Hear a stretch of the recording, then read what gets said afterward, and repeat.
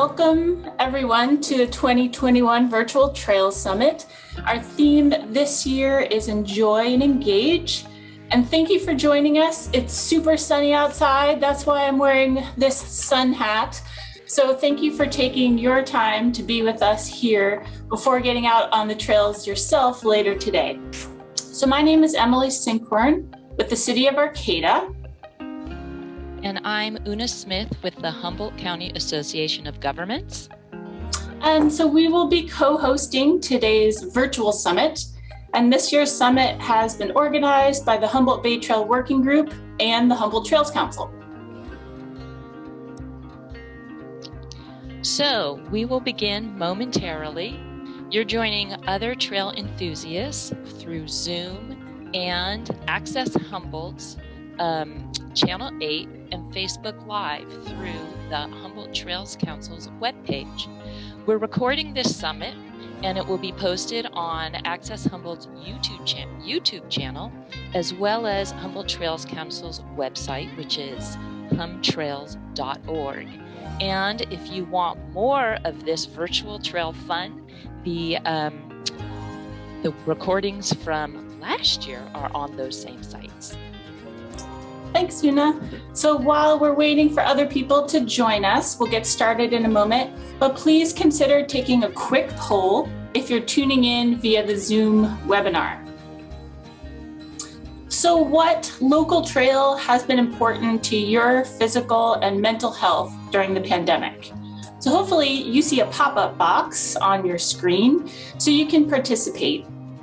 And trails and public spaces have continued to be important kind of throughout this time. And Rails to Trails Conservancy nationally has noted that trail use continues to be about 60% higher than before the pandemic.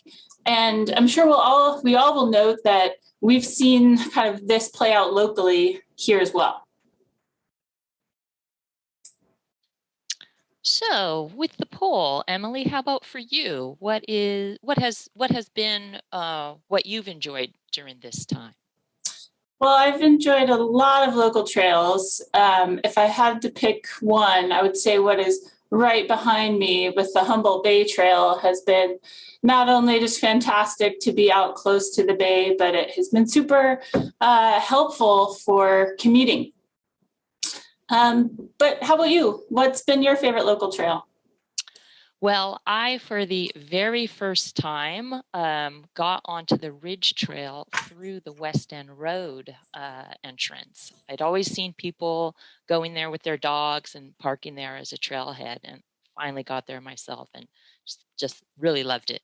Nice to have discover a new trail. Kind of embarrassing that I haven't got it earlier, but after being here for 20 years, it's amazing to find new places.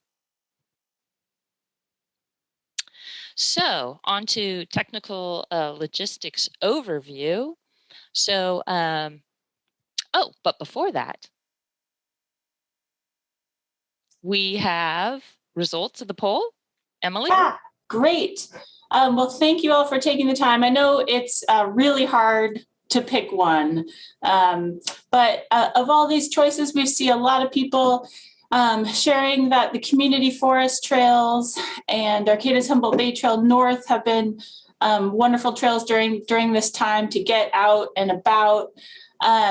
We also, Headwaters and the Elk River Trail is wonderful there in the forest.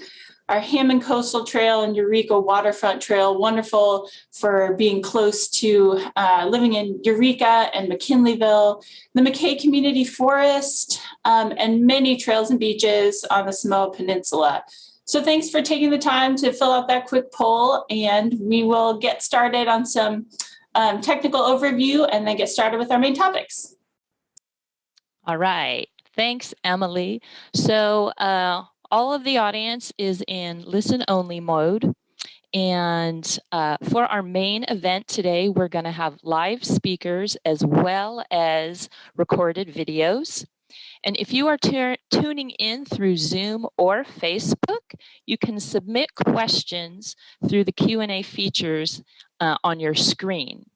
You might get your question answered right away through the screen in typing from one of our behind the scenes summit wizards. And also, if you submitted questions earlier before the event, we will try to get as many of those answered live as possible. Or also you might have someone to check with. We'll tell you all about that at the end when we have time for Q&A. And sorry, let me see if I have something else to cover. Yeah, now we'll go for the agenda. Great, thank you, Una. So we're just getting started with this introduction. We will first hear from Hank Seemann with Humboldt County Public Works with live updates on many local trail projects throughout the county. And then we will have some recorded trail updates via video, and they're super engaging. We'll be hearing about the Andy and Mary Trail in Arcata and Blue Lake, the Little River Trail. We'll have mountain bike trail updates with Redwood Coast Mountain Bike Association. We'll hear about new equestrian trails with the Humboldt Equestrian Club and the Redwood Unit of the Backcountry Riders. We will learn about the volunteer trail stewards and exciting, a new online bicycle and trails map for Humboldt County that will be launching soon. We will hear from Redwood National Park on their new Centennial Trail and new trails in Eureka. And then we'll have a live great time with Senator Mike McGuire giving us exciting, enthusiastic updates on the Great Redwood Trail. And we will have more time this year for a question and answer before we close at 11.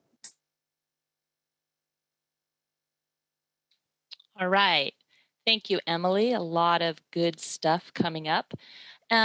So just one thing before we rock into the first live presenter, we wanted to have a land acknowledgement as the trails that we will be highlighting today, are located in the greater Humboldt area, northern Humboldt County, and lower Eel River Valley.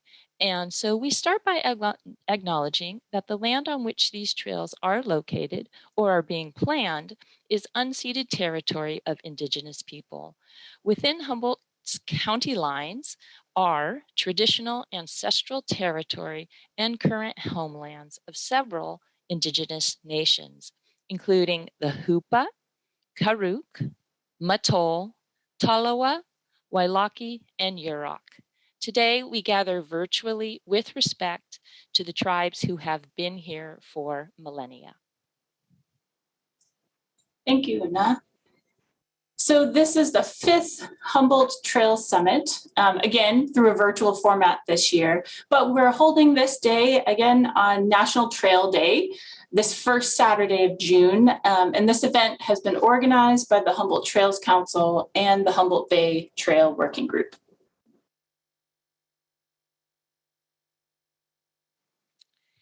The purpose of today's summit is, again, to engage and enjoy in what makes Humboldt trails, to enjoy the excitement of the progress that we've made on trails, and to get updates, and to find out how to engage in maintaining our great trail system.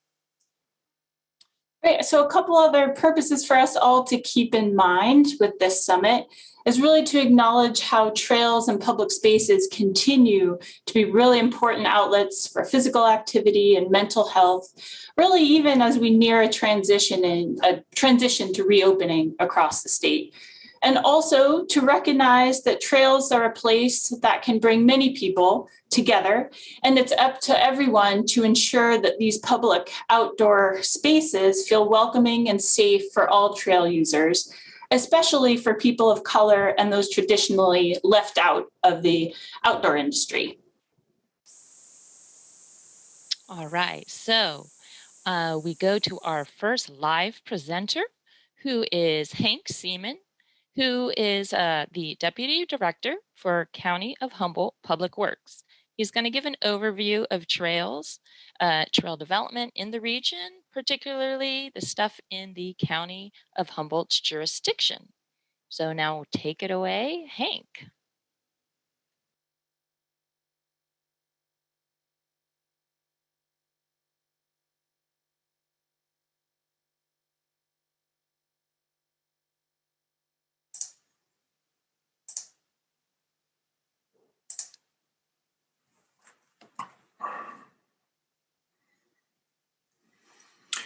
Good morning, everyone. I'm Hank Seemann, Public Works Deputy Director for Humboldt County.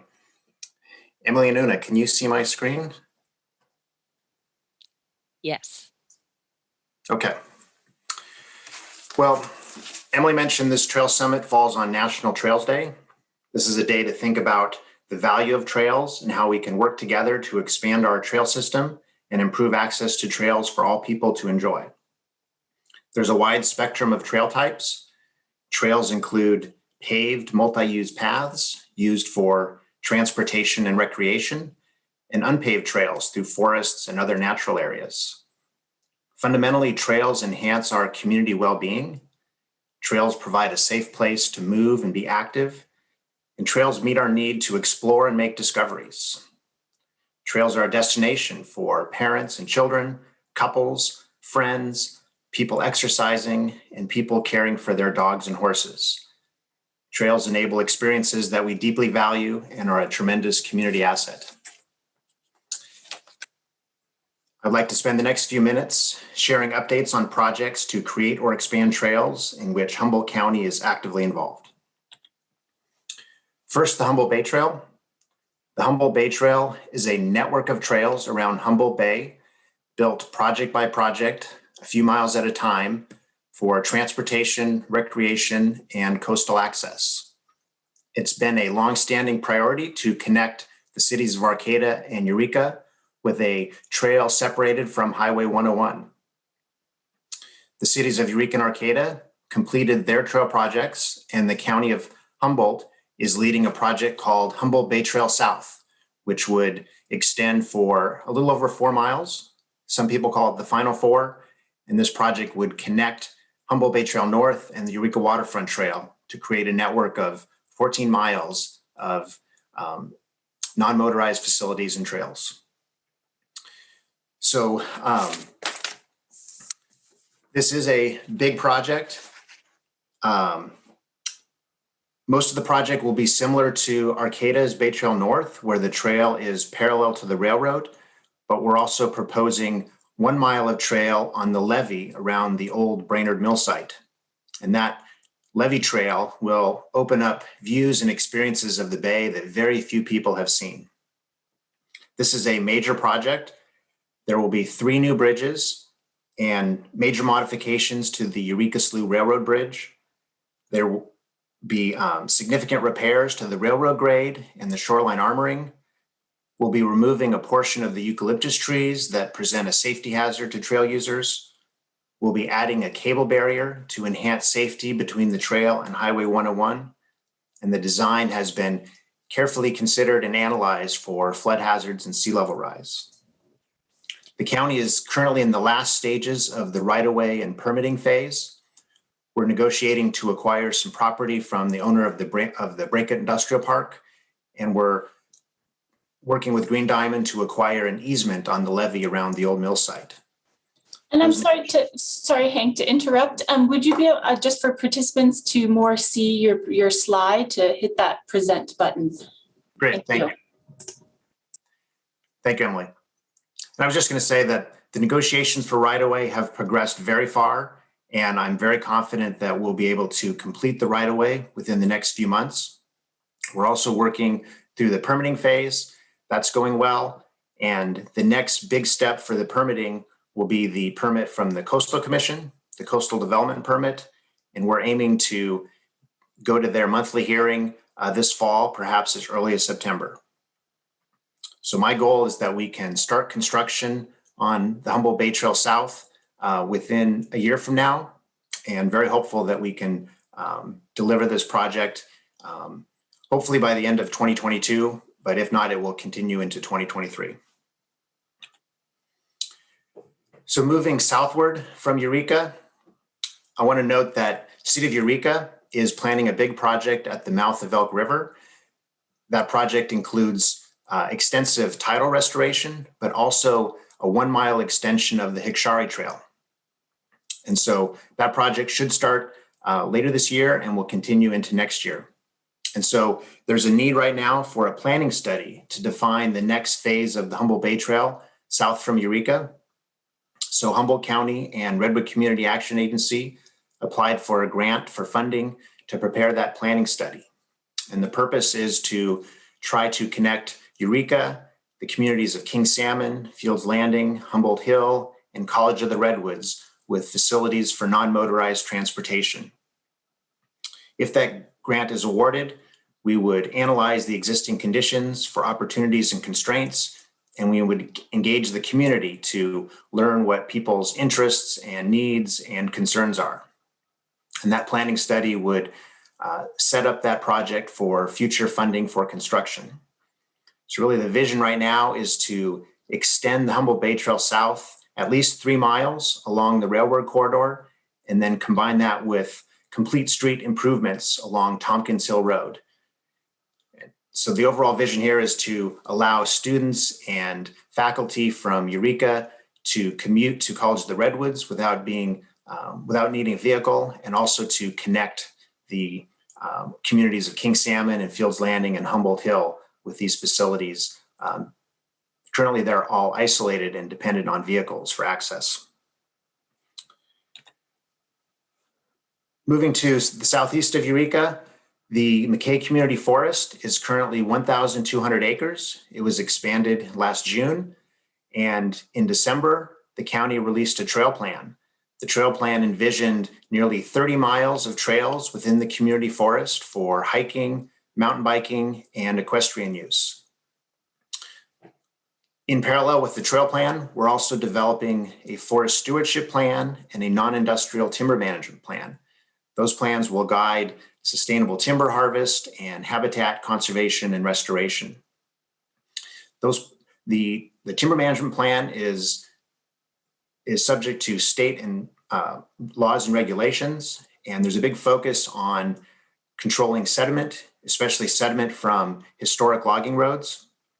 So under our trail plan, we envision new trails, but also trails that are integrated with the historic logging roads. And so right now we're in the final stages of reconciling the trail plan, the forest stewardship plan, in terms of looking at those historic logging roads. And then hopefully within the next month, we can re-release the environmental study for the trail plan for public review, and then have that adopted by the Board of Supervisors.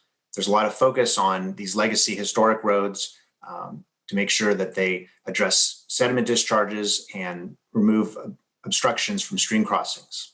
And so we're very close to being able to begin trail building, and our goal is to start that later this summer.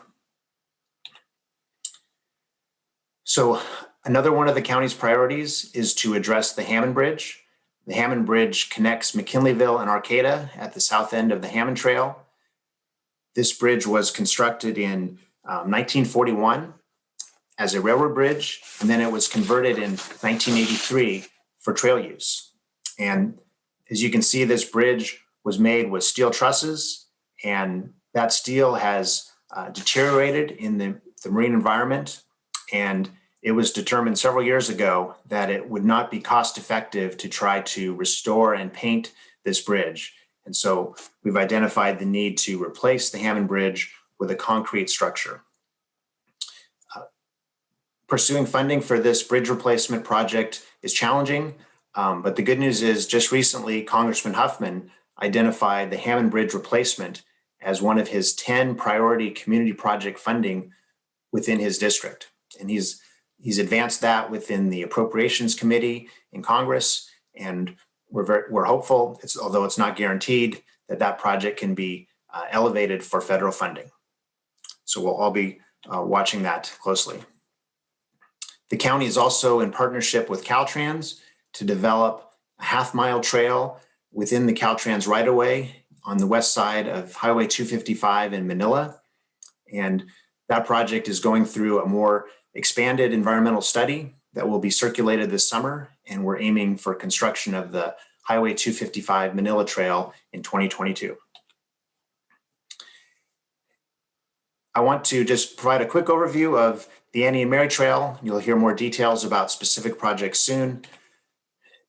Really, since the late 90s, there's been this vision of connecting Arcata and Blue Lake along the historic railroad corridor along the Mad River. And the city of Blue Lake was first out of the gate, and they completed an in-town trail project last year that is wonderful amenity for Blue Lake and really expands their vision of being a destination for recreation along the river. And then late last year, the city of Arcata was successful in funding to advance a project from the center of town along West End Road to the Valley West and Alder Grove neighborhoods, and then along West End Road to the pump station. So that project will be kicking off shortly. This is a complicated project. There's a need to work closely with adjacent property owners, and the county will be working collaboratively with the city. And then finally, it's been a goal to expand the Annie and Mary Trail from Blue Lake towards Glendale. The preferred alignment is not to follow the old railroad corridor, but to work within the Caltrans right-of-way on Highway 299 to be at the wide edge of the right-of-way along the fence line. And we have a preliminary design for a project, and this would connect Blue Lake and the Blue Lake Rancheria with Glendale. We're pursuing funding. We have not been successful so far, but this continues to be a priority to advance the vision of the Annie and Mary Trail. So finally, I just want to note an important recent action, and you'll hear more from Senator McGuire. There's been an important advance in development with the North Coast Railroad Authority. So the railroad on the North Coast has had struggles really since the late 1960s to maintain viability. And after some bankruptcies, the North Coast Railroad Authority was formed, and in 1992 acquired ownership of the rail line. They made a lot of effort to try to attract funding, but they were not able to secure the funding to rehabilitate the rail line and restore service. And so in 2018, Senator McGuire stepped in and set a new course for the railroad. He led legislation that fundamentally changed the mandate of the North Coast Railroad Authority to advance the Great Redwood Trail. So that started a very long process, and we're in the very initial steps, but there's an important step that has just recently been initiated. The Railroad Authority submitted an application to do what's called railbanking. And what railbanking does is it preserves the right-of-way. It allows interim use for trails subject to future reactivation for rail service.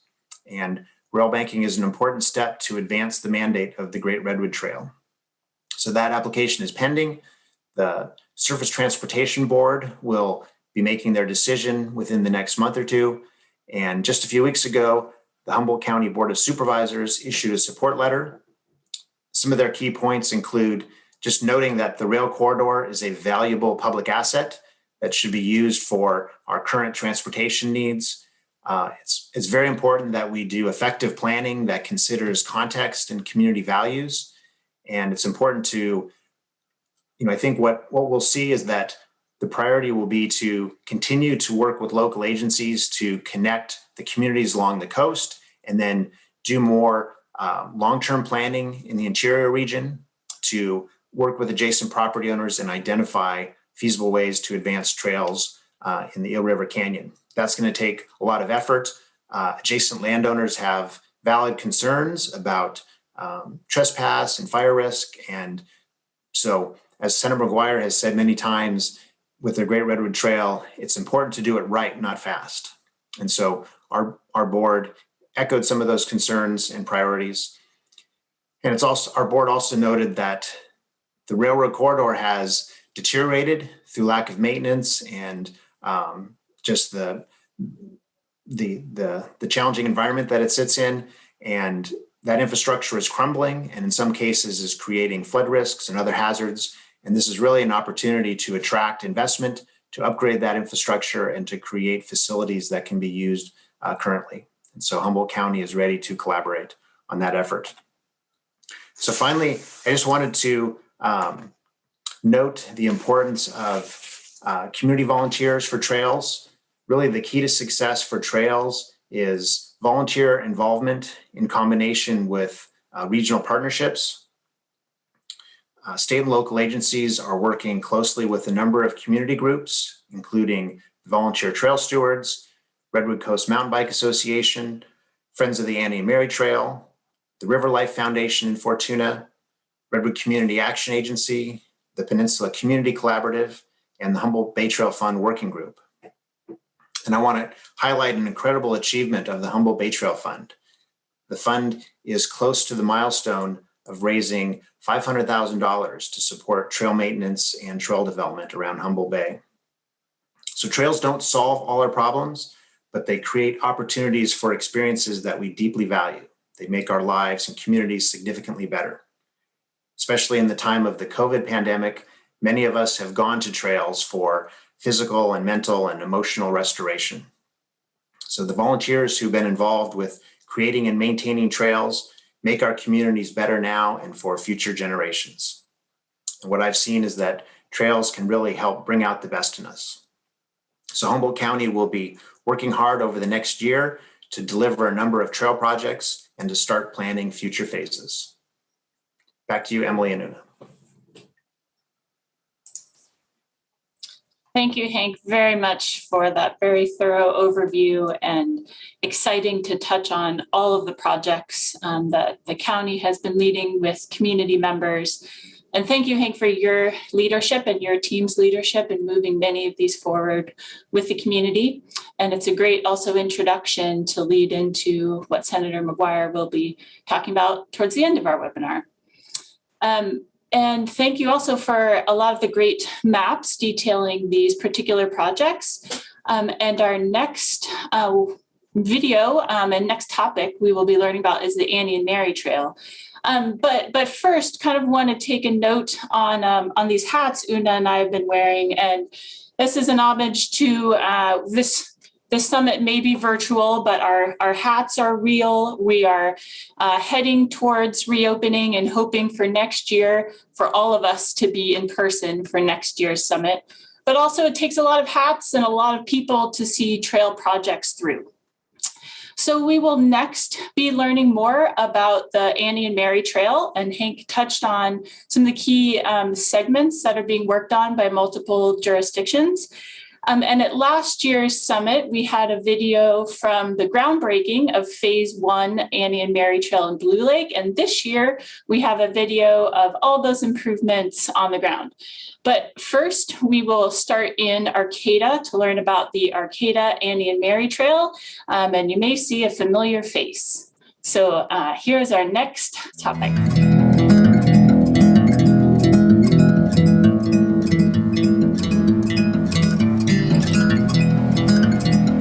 Well, hello, Trail Summit participants. I'm Emily Sinkhorn with the Environmental Services Department of the City of Arcata, and we are here at what will be the start of the Arcata Annie and Mary Trail.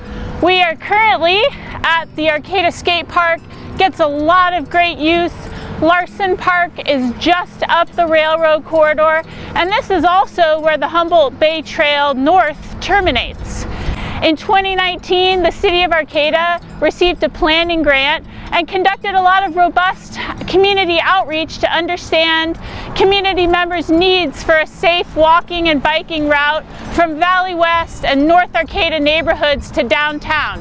And what we really heard was that people were anxious and excited for a safe walking and biking route for what will be the Annie and Mary Trail between Humboldt Bay Trail North and eventually the Mad River.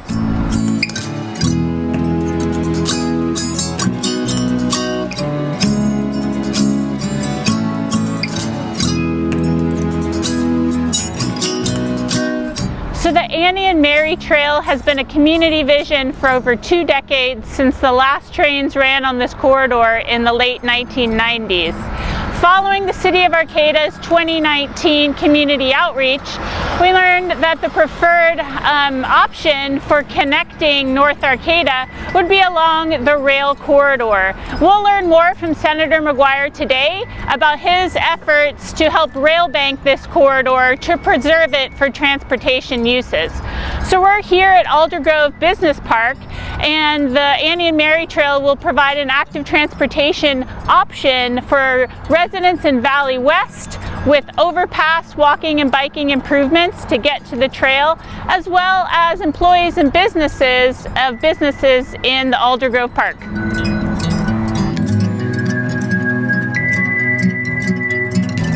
So just this spring, the City of Arcata received notice that we've been awarded a grant from the Active Transportation Program to complete the plans, designs, and construct this section of the Arcata, Annie, and Mary Trail we've been talking about and looking at today.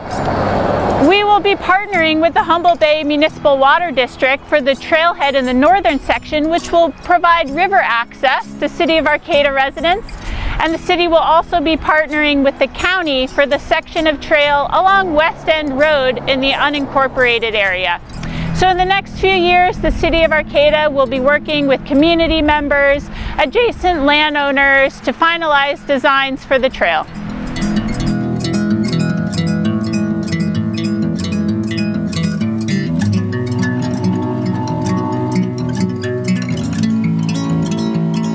So for the section of the trail along West End Road in the unincorporated area, the trail will be along the rail corridor, which is down below the roadway in between the road and the river. So for a much more forest experience. So the next 2 years, the City of Arcata will be refining designs and environmental documentation for the trail.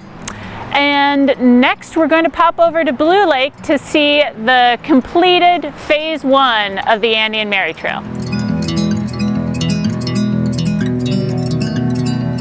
Hi, I'm Mike Foggett, City Engineer for City of Blue Lake and a member of the Friends of the Annie and Mary. I'm Ingrid Kozak, Friends of the Annie and Mary Rail Trail, and here we are at phase 1. We're going to take you on a tour. Hi, welcome to Blue Lake, the beginning of the Great Redwood Trail. This is phase 1 of the Annie Mary.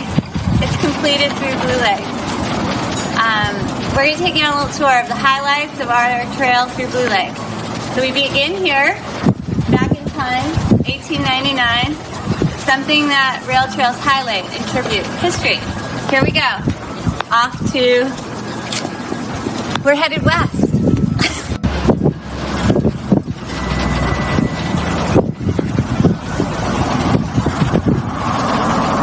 Okay, next stop is downtown Blue Lake. We're just by the access to the Mad River, and then our downtown with our new town square. And then behind me is the original depot for Blue Lake, and now is our Blue Lake Museum Society, and this is part of our trail process. You saw our LID feature to treat stormwater as part of our trail development when we started off this last clip. We're going to take you to the next part of our trail.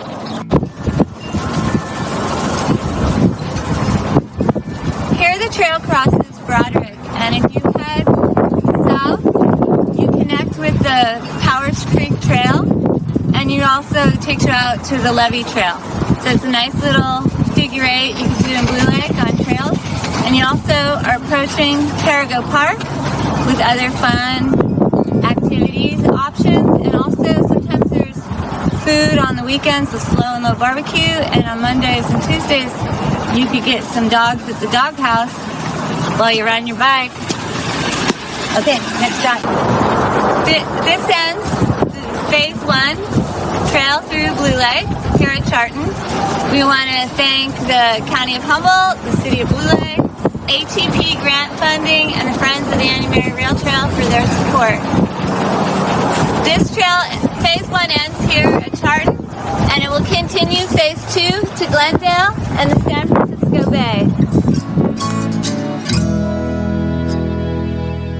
All right, so exciting to see. Thank you to the Friends of Annie and Mary Trail. I think they win. They're one of the winners of the award for perseverance and longevity, and super exciting to see the built thing.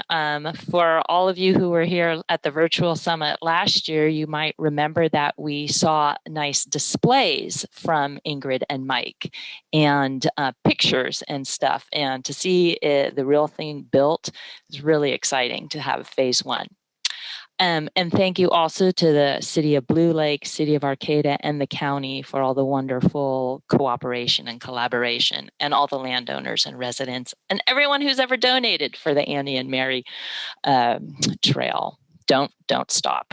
Okay, so now we're gonna move on to, and also audience, I have heard that my mic was not really performing up to speed. I heard that, and we've made adjustments in the background, so I hope you can hear me better now, but we'll keep working on it if there are problems. So thanks for your patience.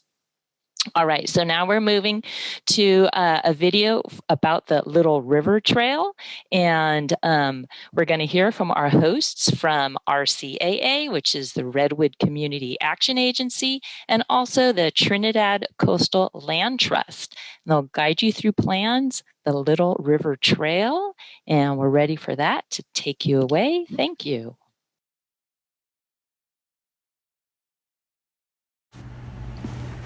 The Little River Trail will ultimately connect Scenic Drive in West Haven to Clam Beach Drive, completing a significant gap in the California Coastal Trail. This non-motorized trail will be separated from, but parallel to Highway 101. Redwood Community Action Agency is leading the current preliminary design and environmental documentation phase, with funding from the California State Coastal Conservancy and under a cooperative agreement with Caltrans. Caltrans will be leading the subsequent phases of design, construction, and eventual maintenance of the Little River Trail. Public support will be essential to advance these future phases of the trail project. RCAA is working closely with Trinidad Coastal Land Trust to lead community outreach efforts for the Little River Trail. Community outreach has included public walks, a Zoom workshop, one-on-one conversations, online surveys, and web updates. Find out more about how you can support the development of this trail by visiting trinidadcoastallandtrust.org. Now, let's take an on-the-ground look of the Little River Trail. Hi, we're here at the northern end of the Little River Trail alignment, which is on the very south end of Scenic Drive, and here on the Trinidad Coastal Land Trust property. This property was acquired with support from the State Coastal Conservancy with this trail in mind. Hi, here we are on the northern part of the Little River Trail in this lovely forested alder area right below 101. So it has a really nice feel in here. The trail will gradually slope from the northern end and slowly continuously go down to the Little River Bridge. But one of the best things about this part of the trail are the views out to the estuary.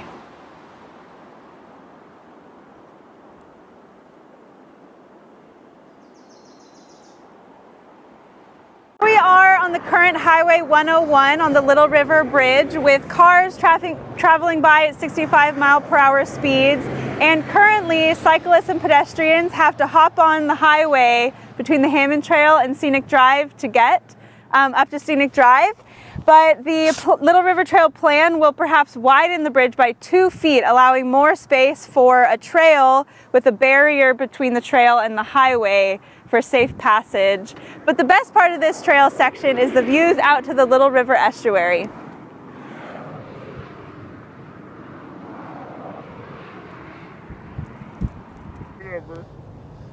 Okay, so here we are standing on the southern section of the Little River Trail alignment, right next to the off-ramp for Crenell.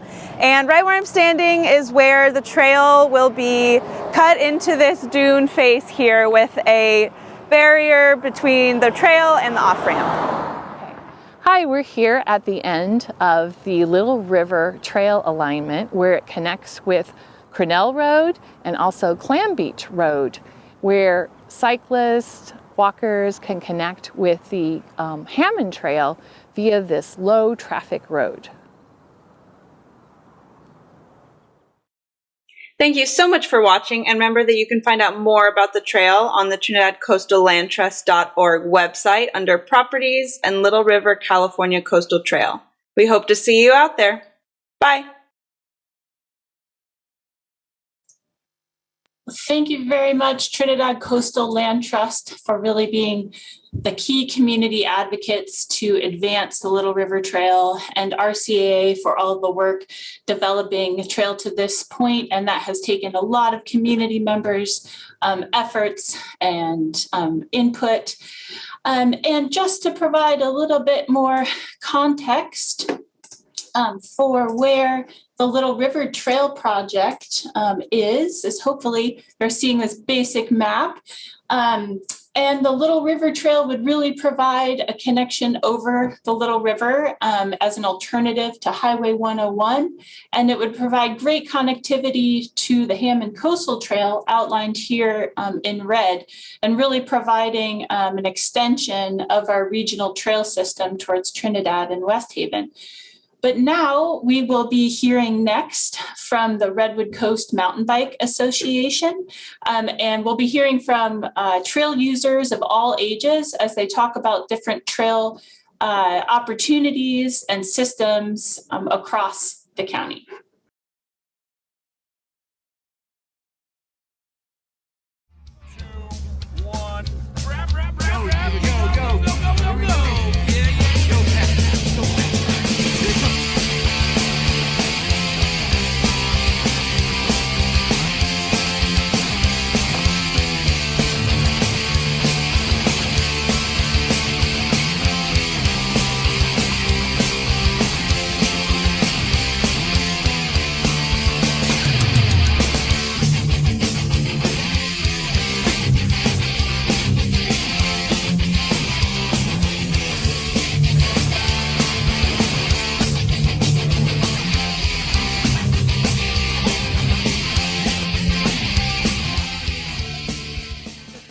Redwood Coast Mountain Bike Association, or RCMBA, is a member-based, nonprofit association located in Humboldt County, California, whose mission is to create, enhance, and preserve great trail riding experiences for mountain bikers in California's Redwood Coast.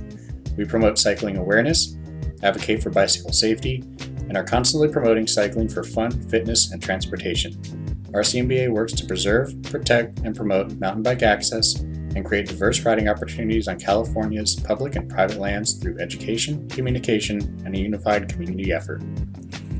RCMBA has many valuable partners in the community. We strive to forge lasting relationships with landowners and land managers to provide sustainably built, healthy, outdoor recreational opportunities. Perhaps our most impactful partnership to date is the Hatchery Ridge Trail System on Green Diamond Resource Company land near Blue Lake, California. These trails were the result of years of discussion and a mutual desire between RCMBA and Green Diamond to provide access to a superior, purpose-built, and legal mountain bike riding experience to our local population. These trails have brought visitors from all over Northern California and Southern Oregon. Many of the exciting images you are watching were filmed at this location. The presence of riders on the Hatchery Ridge trails has caught the attention of the city of Blue Lake. The city is hoping to capitalize on this momentum by building a pump track of their own. Partnering with the Bureau of Land Management, RCMBA assisted with planning and construction of the Lax Creek Trail System on BLM land near Redwood Valley and the Paradise Royale System near Shelter Cove. The BLM and RCMBA maintain a healthy relationship, and RCMBA continues to provide annual volunteer maintenance on these scenic and remote trail systems. The County of Humboldt has a fantastic public forest trail project in the works. The McKay Community Forest, resting along the eastern side of Eureka, will provide safe and legal forest recreation to the population of the greater Eureka area. RCMBA has been assisting with mountain bike route layout and design of the Bicycle Skills Park. Started years ago by a group of volunteers, the Fortuna Bike Park was in need of an upgrade, and in 2020, RCMBA teamed up with local contractor Wallen Construction to renovate the bike zone. Built almost entirely with labor and materials donated by Wallen Construction, Mercer Fraser, the City of Fortuna, and other community members, the bike park was completely reshaped and beautifully paved.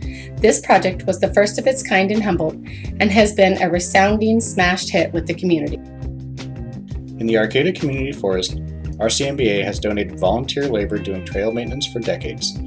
Recently, RCMBA has collaborated with the City of Arcata staff to develop a trail improvement and maintenance plan for 2 legacy trails in the Arcata Community Forest.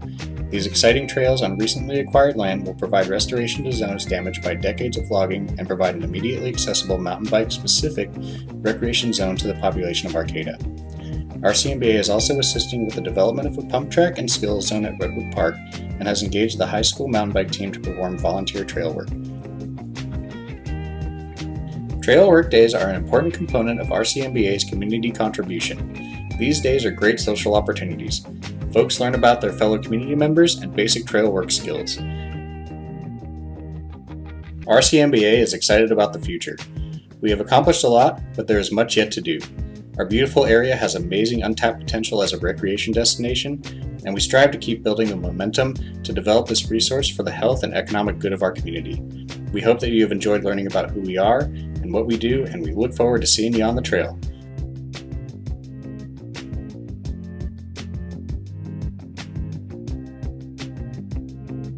If you wanted to help on a trail day, contribute in any way, or just want to come ride with us, please visit our website, rivercoastmtb.org.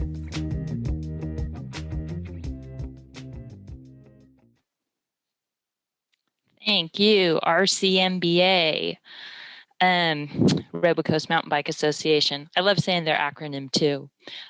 So did anyone else learn from that? There's a peanut butter trail? I did not know that. I'm gonna have to go find that one. So thank you all for all of you who are part of RCMBA and making that video and all the work you've been doing and all the fantastic writing. Love seeing all that height those young kids were getting. Now to go to some folks who also get height on the trails, but they do it on 4 legs.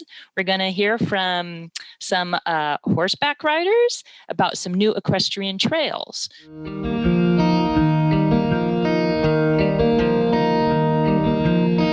In the last year, a couple of new equestrian trails have become available to the horse community in Humboldt County.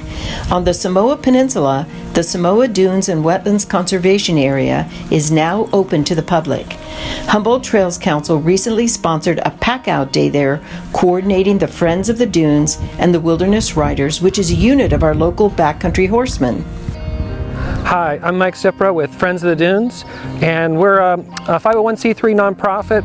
We're dedicated to conserving the natural diversity of coastal environments through community-supported education and stewardship programs. And today we're out here at the Samoa Dunes and Wetlands Conservation Area.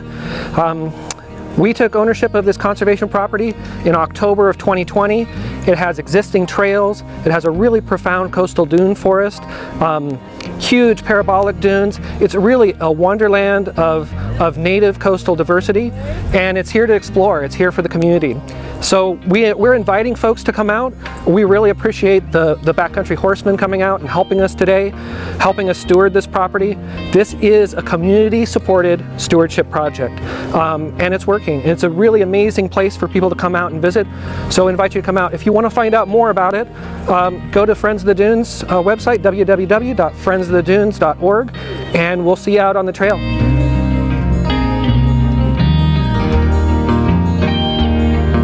Hi, I'm Kathy Mathena, and today we are at the Samoa Dunes and Wetlands, formerly known as the Dog Ranch.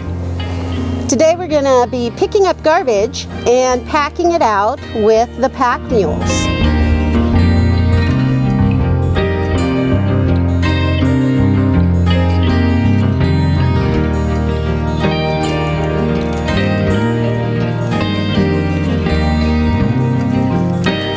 I'm Jackie Murphy, and I'm with Backcountry Horsemen of California. We're in the Redwood unit, and we're also a subgroup of Backcountry Horsemen of California called the Wilderness Riders. Backcountry Horsemen of California is dedicated to maintaining public lands, both equestrian usage of it and trail maintenance, as well as education. A big focus on safety and packing. This is Susan Combs. And I too am a member of Redwood Unit and on the board of directors and serve as secretary, and am proud to be a wilderness rider, which is a division of Backcountry Horsemen and affiliated with the Leave No Trace, which is an international organization teaching safe use of the wilderness and responsible use of the wilderness and the outdoors.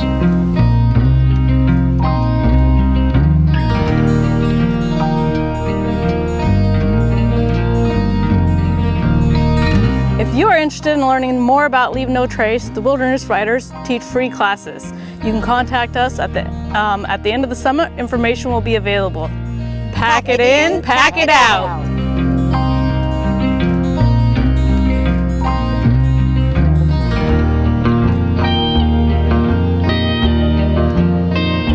Now we will move north to McKinleyville, where there is a new trail system available to equestrians on Green Diamond land located between Dow's Prairie and Fieldbrook. Shao Lan Lou Smith will share information about that trail unit with you. Hi, I'm Shao Lan Lou Smith, Humboldt Equestrian Club President, and we are at the trailhead for the Mather Tract Trail in McKinleyville. Humboldt Equestrian Club was formed in August of 2020. We approached Green Diamond Resource Company to get access to these trails. There's about 1,500 acres worth of trails out here. We are open to equestrians and hikers. We're also dog friendly. And access to all these trails are through Humboldt Equestrian Club. You can get a membership. It is $25 for a single membership for a year, and it's $40 for a family membership, which covers up to a family of 4. In the future, we would like to have trail maintenance days, and we will be looking for volunteers for that. We are very appreciative to Green Diamond allowing us to access this beautiful forest. I approached them about a year ago to get this started, and they were willing to partner with Humboldt Equestrian Club. So we are able to access these beautiful trails. Hope you have a great time riding on Humboldt County's trails.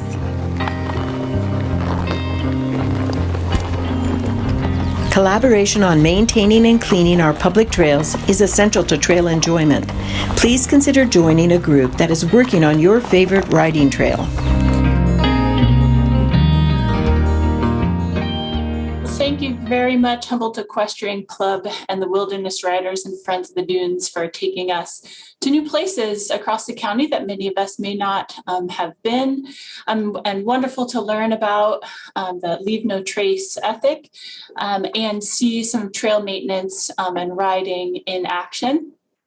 And so briefly, wanted to just share for context where some of these locations are located. And so the Friends of the Dunes, Samoa Dunes and Wetlands property is on the Samoa Peninsula, just over the 255 bridges from the city of Eureka. And you can go to friendsofthedunes.org for more information there. And then if you are an equestrian rider or hiker interested in the Mather Tract area and joining the Humboldt Equestrian Club, that area is kind of east of Dow's Prairie, and we'll have contact information for all of the speakers and presenters at the end of the webinar. So we have seen trail maintenance and trail cleanups in action, and now we're going to learn even more with the volunteer trail stewards.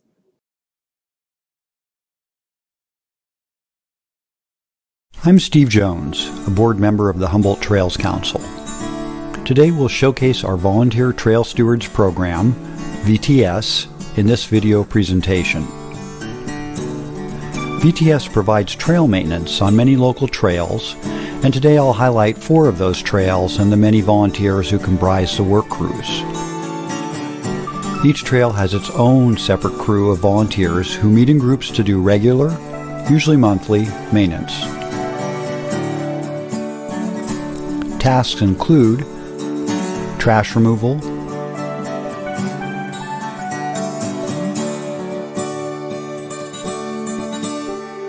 building new trail segments, rehabilitating trails, removal of invasive species, and much more. Our volunteers are generally trail users who want to give back to their community as a means of sustaining trail development.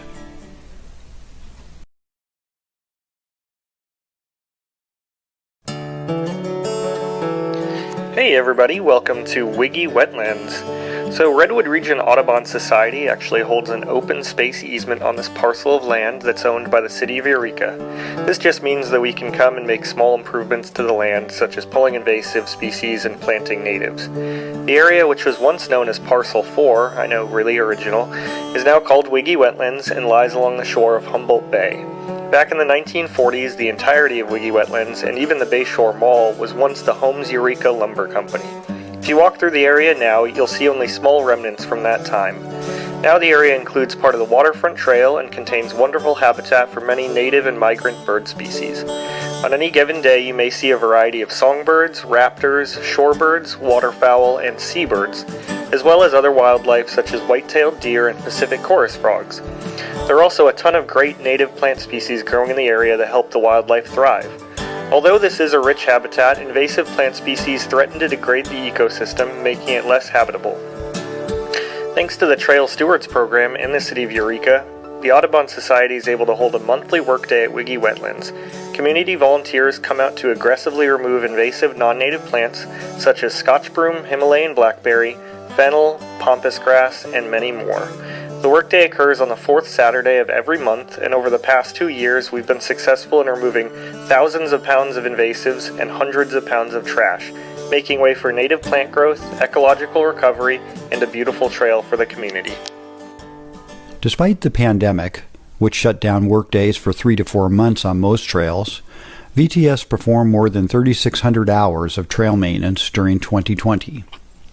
This was accomplished through the efforts of approximately 200 volunteers on 11 trails. Now we will hear from Gail Popham, Trail Coordinator on the Eureka Wharf Trail. This is the southern section of the Wharf Trail. In 2020, we began to give more attention to this section between Schmidt-Bauer Lumber and Del Norte Street. Prior to 2020, the city of Eureka contracted with the county or the state to have inmates string trim this area. But these efforts ceased when the COVID-19 pandemic started. So for now, the Wharf Trail VTS have taken on this work. This year, we received grant funding to pay for earthwork to level some of the uneven terrain in this area. This will make it much easier to maintain and mow.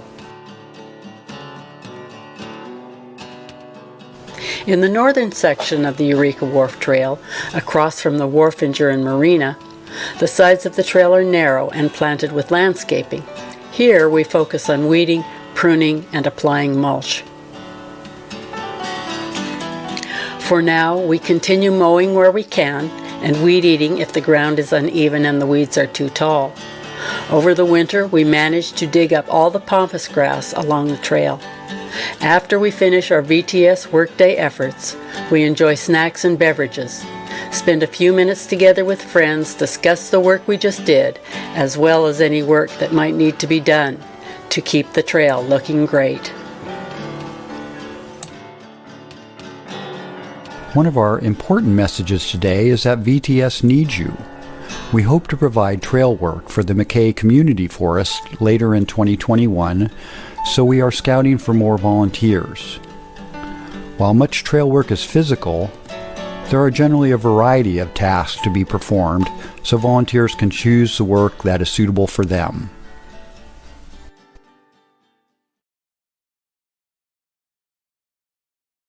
Reese Hughes will describe the trail activity in the Arcata Community Forest, where he has been a trail coordinator for almost 9 years. My name is Reese Hughes, and I coordinate the efforts of the hundreds of volunteers who are part of the Arcata Community Forest Volunteer Trail Stewards program. Amazingly, we begin our 9th year this winter. We work on more than 20 miles of trails in the community forest and the Sunny Brae Forest. We support the Bay Trail North and Shea Park. Unlike most of the other VTS locations, we also do some trail construction. We have helped build the Arcata Ridge Trail, the South Fork Janes Creek Loop Trail, the Beef Creek Loop Trail, the reroute of Trail Number 4, and recently the new Peanut Butter Trail. Equestrians, mountain bikers, joggers, and walkers use our trails, and the Bay Trail attracts people in wheelchairs, on skates, bikes, and skateboards. I'll tell you why I liked to do this work. I love being able to walk along community forest trails and see at almost every turn differences that we have made. I love working as a team of volunteers. I love getting to know fellow community members who, in some cases, have come since the very beginning. I love being able to work hard for several hours and seeing a real difference when we wrap things up for the day. And for many years, we ended with lunch, a tradition we hope to resume as the pandemic allows. The VTS program provides regular maintenance for trails belonging to the City of Arcata, the City of Eureka, and the County of Humboldt. Without VTS, these government departments would be unable to fully maintain the trails in their locales. Knowing that the VTS program can greatly extend their trail maintenance capacity allows these government entities to build more trails. Now we will visit a VTS workday on the Hammond Trail. Hi everyone, I am Stacy Becker and I've been the coordinator on the Hammond Trail since the Volunteer Trail Stewards began over 10 years ago. So what about the Hammond keeps everyone and me coming back for more? Well, the many stalwart stewards are one big reason. To name a few who've been tending the Hammond for many years, we have Elaine Allison, who's a retired teacher and botanist busy removing invasives. Supervisor Steve Madrone and his family, including Sergio in the past year. And Madrone's been a key player in the history of the Hammond as well. Tom Schallert, Mark Schaffner, and Reese Hughes have gone above and beyond on the Hammond for about 10 years now too. And so many others, it's really hard to name a few. The next big reason is county park staff. Mike Orr, Jason Ball, and Ranger Pat have been around from the beginning too, meeting our group with a grin and the guidance, tools, and trash pickup those work days need. They've been a key to the longevity of the Hammond Stewards group. But finally, the reason we're all out there? The trail, of course. How's the Hammond unique? It's diversity. It's diverse with trail users, and over 5 miles, it runs through so many diverse ecosystems. I'm using this term loosely, but heading south to north, we can see the Arcata Bottoms, the Mad River and Bridge, the McKinleyville Bottoms, up onto the McKinleyville Bluffs, past Hillard Park, then Coastal Castles, up to the Widow White Creek Interpretive Trail, and finally coming out to spectacular overlook views of the Mad River mouth, a spit of sea lions, and then down to the beach. It's a great trail with great county support and great volunteers over the years. I thank all of these folks and Humboldt Trails Council as well. We extend a special thanks to the Humboldt Bay Trail Fund Committee for its generous support of the VTS program during the last 3 years. If you are interested in becoming a volunteer trail steward, here is the process. 1. Go to the HTC website at humtrails.org. 2. Click on Volunteer in the menu bar. 3. Review the list of trail sites and send an email to the location that you want to volunteer for. That trail coordinator will add your name to the mailing list and contact you for the next trail workday.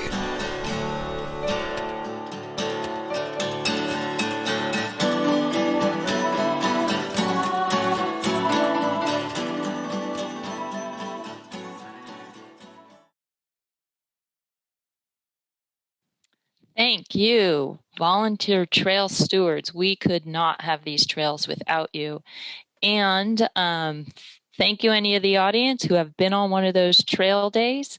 Not sure that you all know, also having the generosity and hard work of trail stewards help with trail maintenance actually makes our cities and county more competitive for getting grant money to construct trails. So keep that in mind and find out how you can support it. So now we're going to move on to a very exciting new project, a soon to be released online bike and trail map. We'll hear from Stevie Luther from the Humboldt County Association of Governments, who's working with Plan West Partners and Redwood Coast Action Agency for this new online interactive map.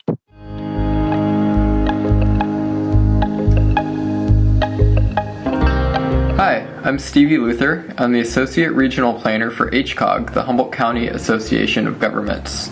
I'm also a volunteer board member for the Humboldt Trails Council. Today, I'm excited to be presenting the Humboldt County Online Bicycle and Trail Map. This interactive, web-based tool is something people have been asking about for years.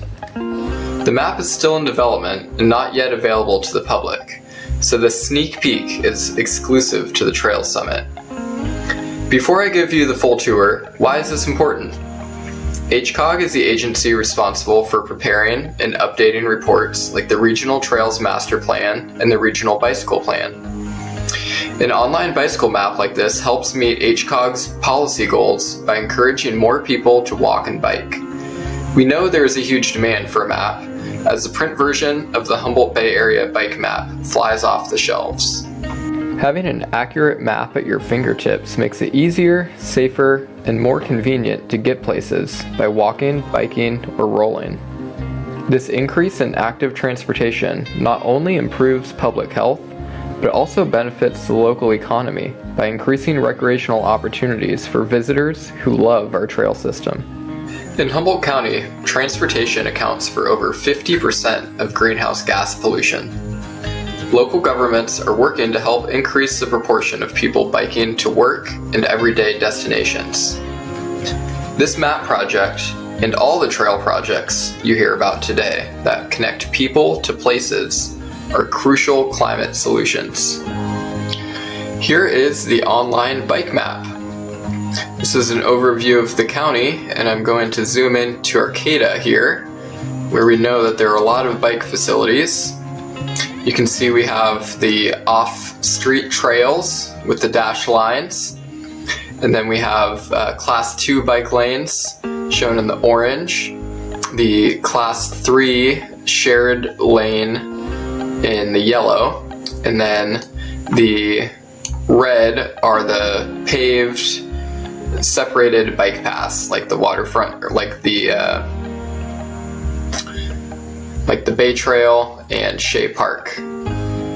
What's great is that you can toggle between these, so I can put in the Class 1 trails, or see the Class 2, and the Class 3. The map also includes bike shops as well as bike parking. There's also a geolocate feature that will take you to your location. So here I am in Eureka, and here we can see the waterfront trail, as well as bike lanes and shared roads. I'm going to switch over to our working GIS map now. So here's McKinleyville, and what we have here with the dashed lines are community recommended routes. These are routes that aren't officially classified as bike routes, but are commonly used roads that people use to connect from neighborhoods to bike paths, like we see here on Hiller Road. And then over on Murray Road, you can see the more advanced routes are shown for anyone adventurous enough to ride up to Fieldbrook. All of this data was verified on the ground by a group of bike advocates who volunteered their time to make sure all this information is as accurate as possible. This map project also wouldn't have been possible without all the support from the Redwood Community Action Agency. When finished, this online map will be hosted on HCOG's website, which is at hcog.net. HCOG is also updating the Regional Transportation Plan right now, which guides the overall direction for transportation funding priorities in the county, and we welcome your input in that process. Thank you very much, Stevie, for that sneak peek into the new online bike and trails map. I know I am very excited to get to use that. And I'm very excited for that to be a resource for residents and visitors alike. And we have so much trail development happening that our paper bike maps are rapidly becoming obsolete. So it's very exciting to have a modern, easily updatable resource for our community. Great, so we are next going to transition to the northern part of the county, to Oric, and learn about a new trail in Redwood National Park.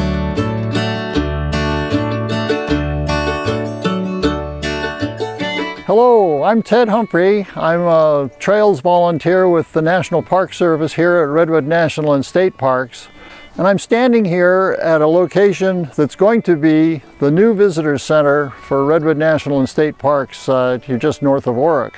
This area used to be a mill site, and it is going to be the future home of a visitor center for Redwood National and State Parks.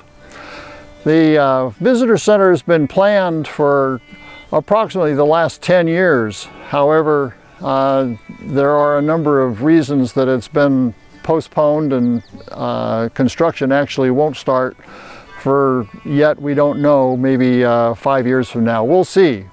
However, we're going to go ahead with the trail, and a trailhead here and a parking area will be constructed in the near future. And we're going to take a walk up to the Centennial Tree, which is close by, and we'll see a little bit about the connector trail that's going to be going up to the Berry Glen Trail and access to other parts of the park.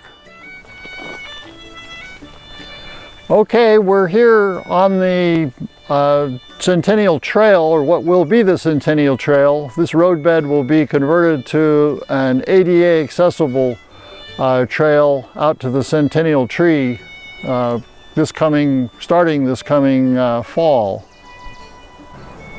Okay, here we are at the Centennial Tree. This tree is called Centennial Tree because about 100 years ago, the National Park Service and the Save the Redwoods League were both established in their present form and configuration. And this tree was available and was here for observation when we had a centennial celebration for those two events. The establishment of the National Park and the Save the Redwoods League both. This tree is remarkable because it has such low reiterations or low branching, and it's typical of the canopy. The top of all of these tall redwoods lose their single stem as it comes closer and closer to the top.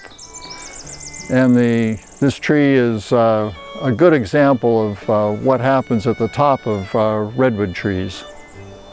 I'm on the Trillium Falls Trail here, and this trail tread and width is about what it's going to be like on the connector trail that goes between the Centennial Tree and the Berry Glen Trail. I think it should be a very nice, respectable walk, easy for people to come and enjoy the redwoods. Okay, I'm at the junction of the connector trail and the Berry Glen Trail.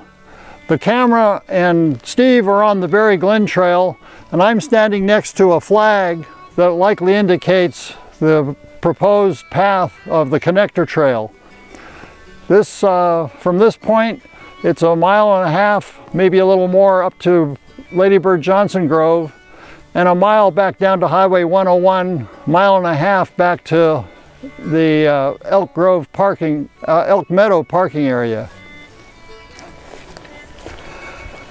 Now I'm on the Berry Glen Trail, just coming off the connector, coming up from the Centennial Tree. I'm headed east toward Lady Bird Johnson Grove. I'm going to enjoy the rest of the walk all the way up there, and I hope you can come enjoy this walk too.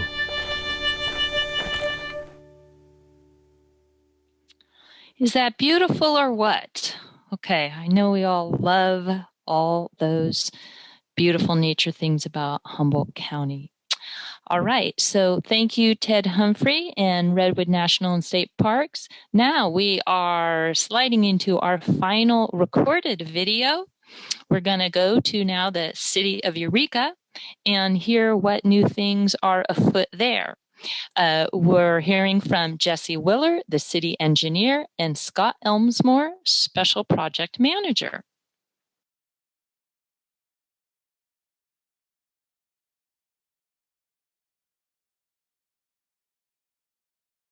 Hello, my name is Jesse Willer.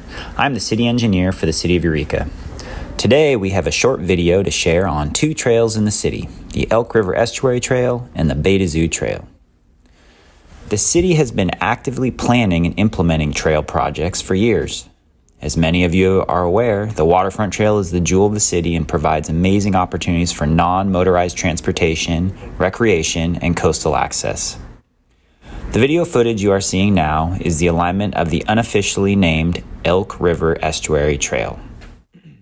This proposed trail connects the Hicksari Trail and the rest of the Waterfront Trail to the south city limits near the Humboldt Hill overcrossing. The trail is designed and is scheduled for construction with the rest of the Elk River Estuary and Tidal Marsh Enhancement Project in the spring of 2022. Funding for the trail and the enhancement project is provided by many agencies, but primarily through the State Coastal Conservancy. Physically, the project connects to the Hicksari Trail at the railroad crossing near Pound Road off of the Herrick overcrossing. It parallels the rail corridor for about a mile before diverging from the tracks and terminating at a parking lot connected to the Tooby Road near Humboldt Hill overcrossing. This trail will provide a number of benefits, including extending non-motorized transportation networks and increasing recreation and nature viewing opportunities. Extending a trail to Humboldt Hill serves a community that is cut off from the access to the city without getting in a car or taking a bus. This trail also extends the future Great Redwood Trail south towards the College of the Redwoods, Fortuna, the Eel River Valley, and beyond. This segment is unique in many ways as it's situated adjacent to and over the Elk River, its estuary, and is directly across from the Humboldt Bay Harbor entrance. The flora and fauna associated with the proposed 114-acre estuary enhancement project, as well as all the marine species in the harbor entrance, are a tantalizing opportunity for nature lovers. The coastline views along the trail are breathtaking on a clear day at sunset, a view all the public will be able to enjoy soon when the trail is completed. Next, Scott Elsmore, the city's traffic special project manager, will share some information on the Beta Zoo Trail. Hi there. I am Scott Elsmore with the Transportation Division of the Public Works Department of the City of Eureka. We are very excited to be here talking about the Beta Zoo Trail today. In the year 2000, the Eureka Trails Commission discussed a greenbelt trail through gulches and greenways to connect the waterfront with neighborhoods and schools in between. This was the point of origin for this trail. With the completion of the Waterfront Trail in 2017 and the soon-to-be completed Humboldt Bay Trail, this vision is one step closer to happening. The Beta Zoo Trail will connect to the existing Waterfront Trail near Tidd Street, then proceed south, traversing the coastal plain, gulches and greenways while connecting neighborhoods, schools, St. Joseph Hospital, and converging at Sequoia Park, approximately 3 miles south of its origins of Waterfront Trail.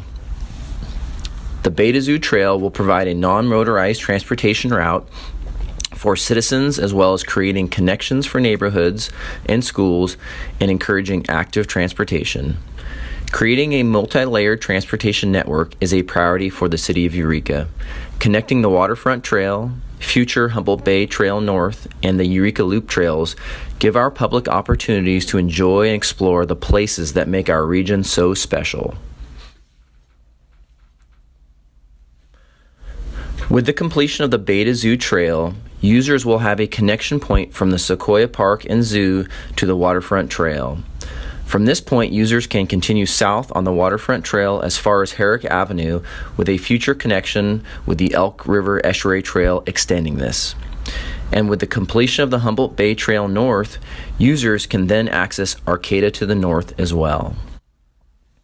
We are excited with what the future holds for non-motorized transportation options throughout the city of Eureka, along with connecting with our regional partners.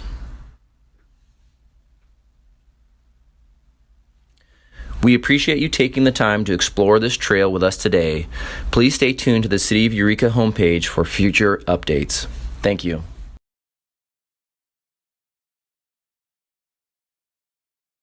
Thank you very much, Jesse and Scott, for detailing new trail development within the city of Eureka, and particularly getting that bird's eye view of the Elk River Estuary Trail and Beta Zoo Trail that is in the planning stage. And so thank you to all of the video presenters. We've learned a lot so far on this summit, lots of excitement. And now we will head into another live portion. So I really want to introduce Senator Mike McGuire for being here again with us for the 5th Trail Summit.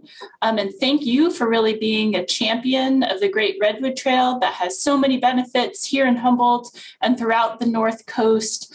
And this year he introduced Senate Bill 69, which really would transition the North Coast Railroad Authority to a trail agency. So thank you very much for joining us today, and look forward to hearing all of your latest updates. Hey, what's going on, Emily? Good morning to you. I love the hat, and it is the theme of the day, moving forward with the construction of trails throughout Northern California, right here at home on the North Coast. Good morning, everybody. Thank you so much for allowing me to be with you. It is truly remarkable, I got to say, what Humboldt County and that all of you have been doing to move trail projects forward over the last few years. We want to say thank you. Thank you to the Trails Council, the County of Humboldt, the cities of Arcata, Fortuna, Eureka, and Blue Lake. You have all been leading the way on trail development. We owe you a debt of gratitude. Can we give the Trails Council, the cities, the county, a round of applause from our living rooms and say how grateful we are for your leadership in getting the job done. Look, now more than ever, with the pandemic subsiding, I hope you would agree with me, we have a unique opportunity at this moment in history to be able to think differently, to advance a vision for the North Coast that advances our progressive values, that protects our open spaces and watersheds and helps build a more equitable economy for every resident, that will help lift up rural economies and communities out of poverty. And we know that trails runs through this vision. Like never before, the American public want the opportunity to be able to connect with nature and do good with the dollars that they spend. And your leadership has never been more critical on the creation of hiking, biking, and riding trails throughout the North Coast, from the Oregon border all the way to the majestic Golden Gate Bridge. And because of our shared action, we're making more progress on trails like never before. For the last few years, we've been working hard to pass the policy, to be able to secure the funding and develop the infrastructure to create an experience like no other on the planet. And that's the development of the Great Redwood Trail. And I got to be candid, we couldn't do this without the partnership and the leadership of the Humboldt Trails Council and leaders like Supervisor Mike Wilson. We want to say thank you for your amazing partnership. The Great Redwood Trail, it would be 300 miles long, and we're going to transition the dilapidated NCRA railway between Humboldt Bay and San Francisco Bay to the Great Redwood Trail. And the Great Redwood Trail will become the longest rail trail in the United States of America. The trail would be the spine for the North Coast, with multiple trails and recreational opportunities branching off of it, connecting communities, connecting state and national parks, and connecting people with nature. Now, I know many of you are familiar with the start of this project, but I'd like to do a quick recap, if it's all right with everybody, for those who are just joining the summit for the first time. Some quick history. Railroads here on the North Coast, like we saw throughout the rest of America, started to close down. Here on the North Coast, they started to close down as Highway 101 was improved. Trucking became a heck of a lot cheaper. Natural resources became scarcer, and maintaining the railroad became significantly more expensive. Stitching together money from a variety of sources, the state created the North Coast Railroad Authority back in 1992. It was a valiant effort to be able to save freight here on the North Coast. But unfortunately, NCRA, they faced the same fate that private railroads faced throughout the nation in the preceding decades. And after severe flooding and slides, the railroad was shut down by the federal government in 1998. NCRA, they were never able to recover from the shutdown. But I gotta say, this failure of NCRA is the North Coast gain. It's the gain for the people of Northern California. It now gives us the ability to create a truly world-class hiking, biking, and riding trail network that will be the West Coast equivalent to the Appalachian Trail. So let's get into some of the details of the Great Redwood Trail now that we've gone through some of the history. In late 2018, then Governor Jerry Brown, he signed SB 1029 into law. That was the NCRA Closure and Transition to Trails Act. That really was the start of this whole mission. The act called for the state of California to conduct thorough audit of NCRA finances, which I got to tell you were dismal. Their debts were large, and we had to figure out how to be able to close the rail agency down and begin transitioning to the Great Redwood Trail. The audit, here's the good news, that audit that was mandated by SB 1029, it was completed last year, and it's dramatically helped us with our roadmap and to be able to allow us to forge ahead. At this point, in fact, I'll even say most of NCRA's long-term debts have been paid, including the sequel lawsuits, and it's about damn time. And we're working on the final payments over the next few months. The southern portion of the Great Redwood Trail, that has formally been transferred to SMART, the Sonoma-Marin Area Rail Transit Authority. It was a district that was created. It's a commuter rail system that now connects Sonoma and Marin counties. We've transitioned the southern portion management and ownership of the GRTA to the SMART agency. They will control from the San Francisco Bay to the Mendocino-Sonoma County line. The state is working on the final details on the buyout of the ill-conceived freight contract that was still running on the southern portion of what is going to be the GRTA. That freight contract will soon be under public ownership by the SMART Rail Agency. And I got to tell you, even though we've been cleaning up the mess that NCRA created over the last few decades, we haven't been sitting around while all of this has been happening. In the last 3 years, thanks to your amazing support and our teamwork, we've secured over $35 million in trail development funding, and trails are being constructed in Marin, Sonoma, Humboldt, as well as Mendocino counties. NCRA, they have a brand new set of a board of directors who have now fully embraced the mission of trails going away from rails. And they've been working with us and trail organizations throughout Northern California to get the Great Redwood Trail built. Now, there's some additional good news. On March 13th, this is so exciting. On March 13th, the North Coast Railroad Authority, the new board, filed their historical and environmental report to the Surface Transportation Board with the federal government. This is a massive first step in rail banking, the 175-mile portion of the rail line from Willits all the way up to Samoa. And that's also going to include branches that would connect Blue Lake, Samoa, Corbell, and Carlotta. Now, rail banking is a really critical piece of this puzzle, and it's just what it sounds like, preserving the rail bed so that it stays a transportation corridor forever and cannot be broken up.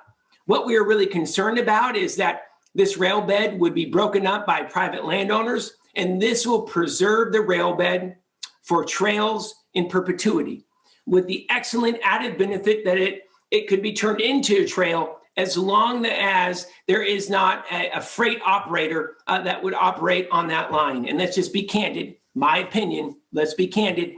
There hasn't been a freight operator that's operated on this portion of the line since the 90s. It's never going to happen. And the trail would be built right on top of the rails.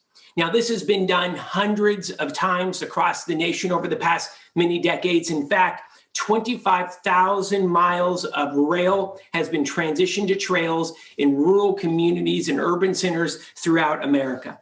And while rail banking is a complex federal process, we're moving through quickly and hope to have this process done by the end of this summer or early fall. If y'all can knock on wood, it's going to get done here by fall. And yet some additional good news. So what happens when the right-of-way it closes down, and what happens when NCRA shuts down for good? Well, we got a plan for that. We introduced Senate Bill 69, as you heard Emily say just a few moments ago. We introduced that bill in January of this year. Under the legislation, all of NCRA's assets, rights, and responsibilities, it's going to be transitioned to a new agency, which we're going to call the Great Redwood Trail Authority, or the GRTA. Once this happens, the GRTA will be able to focus exclusively on trail master planning and trail development. The bill was approved. This is so exciting. The bill was approved by the Senate Transportation Committee, the Appropriations Committee, and just this past Tuesday, with a bipartisan, unanimous vote, it passed out of the entire state Senate, and we're heading over to the state assembly. Now, let's talk about budget. One of the top questions that we always get, rightfully so, by the way, is how the heck are you going to pay for the Great Redwood Trail? Well, this is just some of the best news that we've had since we started this endeavor. We are on the cusp. We are on the cusp this year on the boldest investment in trails in modern history here in the Golden State. The state of California knows that our outdoor recreational economy is one of our largest economic drivers. In fact, it's worth $92 billion annually. The outdoor recreational economy, which is the heart of the North Coast economy, the state's outdoor recreational economy employs nearly 700,000 Californians with over $30 billion in wages, and it generates $6 billion in state and local tax revenue. All those dollars go back to the communities here on the North Coast and throughout the state. And what we know is that trails are at the heart of California's booming outdoor recreational economy. In fact, we believe the outdoor recreational economy will be one of the few sectors in the state that will see more than a 10% growth coming out of COVID, because so many folks connected back to nature during the pandemic. And when we've been working day and night to be able to secure the funding to boldly move the Great Redwood Trail forward, along with trail projects here on the North Coast and throughout the Golden State. And we firmly believe that this year, 2021 and into 2022 will be the best year for trail development in the state of California in decades, to the tune of hundreds of millions of dollars. Ladies and gentlemen, this would never have gotten done without the Humboldt Trails Council. Let's give them a round of applause and say thank you. We are on the cusp of something big here on the North Coast, as well as the rest of the Golden State. So we've talked a lot about good news, and we got a lot of good news to share, but we do have some challenges, and we always want to be transparent with that. Let's face it, the biggest challenge with the Great Redwood Trail, it is an ambitious project. It's 300 miles long, involves multiple cities, 4 counties, multiple state agencies, and the federal government.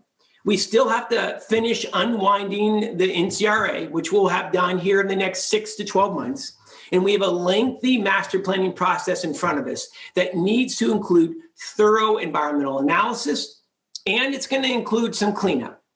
So the biggest challenges in front of us is that the Great Redwood Trail is going to take some time to be able to build out. But here's been my commitment all along. We're not going to move this project forward fast. We're going to do it right. We're going to do it well. And we already have one hell of a start, thanks to each and every one of you on this Zoom and in this room. And we have some of the best professional trail planners in the business on our side. And we're working nonstop to be able to make this project happen. The Great Redwood Trail is not going to be a place just for beauty and exercise, social and environmental benefits. It's going to become an economic driver for all the communities that it runs through here on the North Coast. Finally, I just can't believe it. You know, when we first kicked off the idea of the Great Redwood Trail, there was a lot of excitement, but there was also a mountain of skepticism, doubts, and candidly, firm opposition.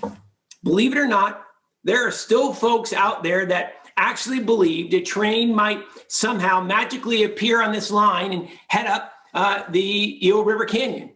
Well, I got to say this, with all of you on this Zoom today, helping to lead the charge, we have already come so far. And I got to say, skeptics included, folks are coming to realize that the Great Redwood Trail is already happening. It's going to get done, and it's going to get done thanks to your hard work. I want to say thank you for your amazing support. Thank you for your 100% partnership. Thank you for your hard work. I'm so grateful to be here with you. And the final thank you I want to say is to Jason Lyles, who is on with me, who I get to work with each and every day. Not only is he one of my best friends, but he has really been leading the charge in our office to make the Great Redwood Trail a reality. Ladies and gentlemen, I look forward to your questions. Thank you so much for allowing me to be with you here. And let's get the damn job done. All right. You've never been accused of a lack of enthusiasm. Thank you so much for all your energy and for what I know has been called the landmark legislation that brought to light, and more importantly, brought to the Senate this awesome concept of the Great Redwood Trail. Thank you so much for being here, Senator. So one kind of combined question, what can people do, or how can they help with the rail banking efforts and the efforts to form the new Great Redwood Trail Authority? It's a great question. So look, we're going to need folks to start contacting the Surface Transportation Board and the federal government. So what's going to happen right now is that Jason Lyles is going to put his email into the chat. Here, I'm going to give it out right now verbally, and then he'll also put it into the chat. So we're going to need letters of support, emails of support, phone calls to be able to go into the Surface Transportation Board. Candidly, we got to mobilize, we got to organize, we got to get this thing done. So here's the email. Please contact Jason Lyles. The email's jason.lyles, L-I-L-E-S, @sen.ca.gov. Jason Lyles will be putting his email into the chat. I'm going to give it out one more time. We need you to start contacting the Surface Transportation Board. We'll give you all the contact information. The email one more time, jason.lyles, L-I-L-E-S, @sen.ca.gov. So that's what we're really going to need to do here in the coming weeks, is to be able to get folks throughout the North Coast. We'd love to be able to see hundreds of emails coming in and letting the Surface Transportation Board know that this is a priority for our communities. Thank you, Senator, for really letting folks know how they can take action. What happened to the hard hat? Well, now we're some homage to our rail line and for other transportation purposes. Okay. Yeah. And so if you are tuning in to this Trail Summit via Zoom webinar, you can put any questions in the Q&A box at the bottom of your Zoom screen. If you are tuning in via Facebook Live, you can put questions in the comments and we will get to them that way. And if you submitted questions prior, either those questions will be touched on today, or will Summit organizers will be getting back to you and especially sharing key contact info of the presenters that will have more information.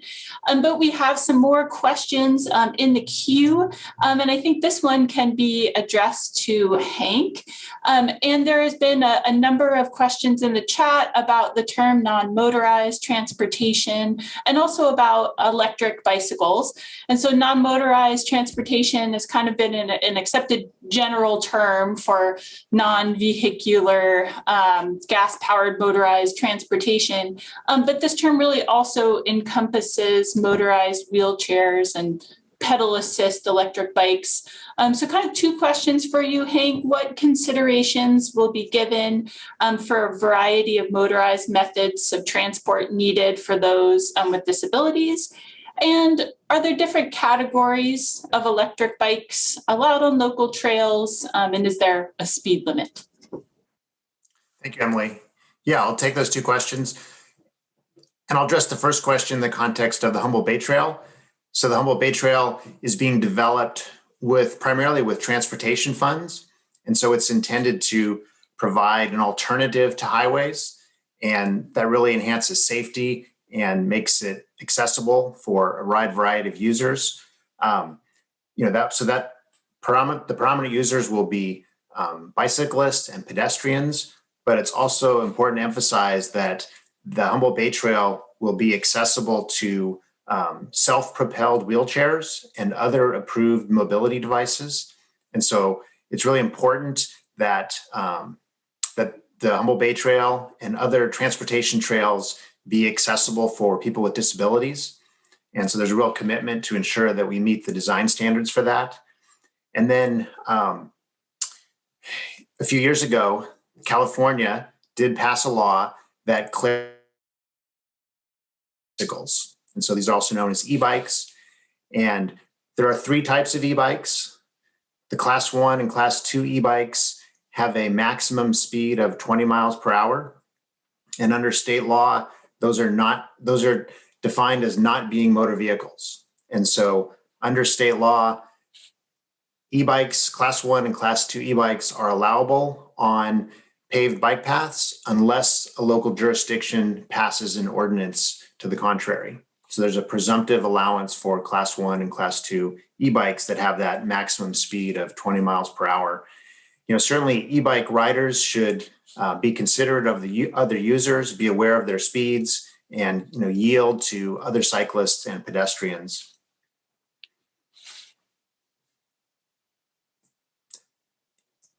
Thank you. Thank you very much, Hank. And I think Una has the next question. Yeah, I have a question that has come up for the Senator. How will the Great Redwood Trail support rural economies and small businesses? Yeah, no, it's a great question, and thank you for that question. Look, here's what we already know and what's growing. There are very few economic sectors that actually grew in the pandemic. There are three major sectors that grew. Online retail grew significantly. Alcohol we had more alcohol tax than we've ever had before. Everyone was coping. And three, our outdoor recreational economy. Our outdoor recreational economy actually grew during the pandemic because so many folks took to trails, took to the beach, and got outdoors. So prior to the California's outdoor recreational economy is worth $92 billion. It generates $6 billion in local and state taxes. And what we know through the Rails to Trail network across the United States, trails explicitly benefit rural economies because they become a destination. They become a destination for both locals and visitors alike. And we firmly believe that the Great Redwood Trail will be a key destination for Northern California. There is no other place in the world where you're going to be able to hike bay to bay, from Humboldt Bay down to San Francisco Bay. And we know that there will be enhanced bed tax revenue along the trail. What we've seen in other rural parts of America is that farmers, ranchers, rural landowners have developed bed and breakfasts. They've actually done glamping along the trail. It actually becomes a revenue driver for individual property owners if they so choose. And those taxes benefit vital services in our communities. So, last thing I'll say, Una, is the folks that will be visiting have significant income to spend. Those who are participating in the outdoor recreational economy tend to be middle class to higher wealth individuals who come to the community and don't just stay for the day, but stay anywhere between 48 and 72 hours as they hike portions of the trail each and every day, spending dollars along the way, staying the night, and then heading back home. So Humboldt and Del Norte County are going to see some of their highest bed tax revenue that they've ever seen coming out of this pandemic. We firmly believe that the Great Redwood Trail will be an even greater economic driver and candidly bringing sustainability to local budgets as well, because we firmly believe, as we've seen across America, this is not anecdotal, what we've seen across America is that people flock to these world-class trail projects. And we firmly believe that this is going to happen right here on the North Coast as well.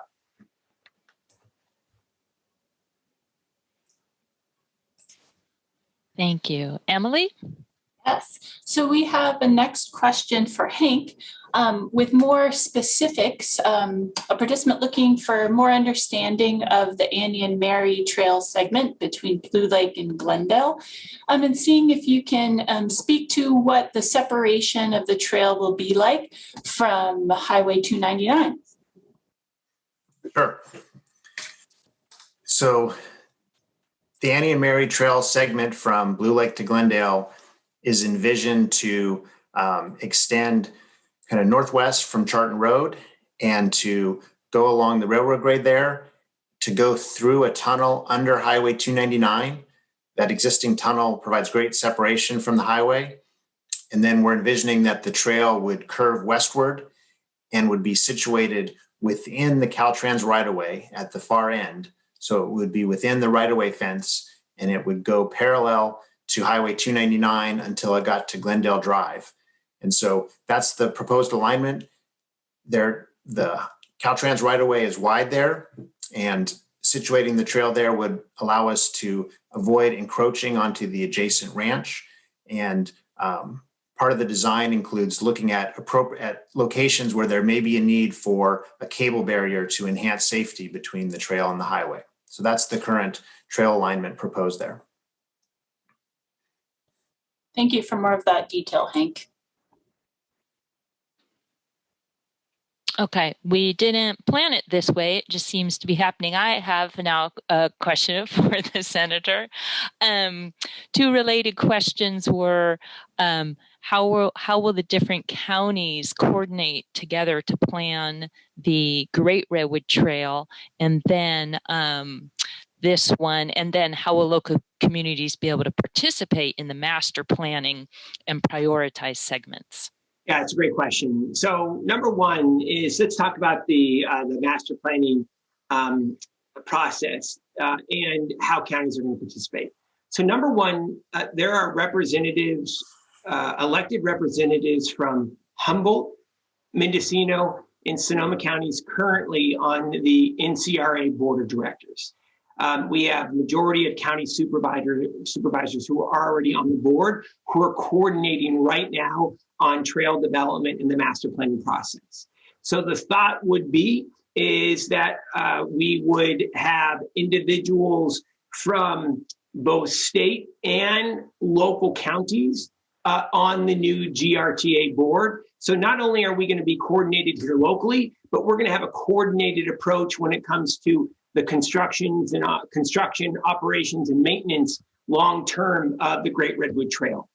Number two, one of the items that I neglected to say that Una asked, and it's a great question, is how are local communities going to benefit from the Great Redwood Trail economy? The other piece is we want to look at a portion of this trail to have local hire, so that we're hiring residents from the North Coast to be able to build the trail. That's going to be really critical.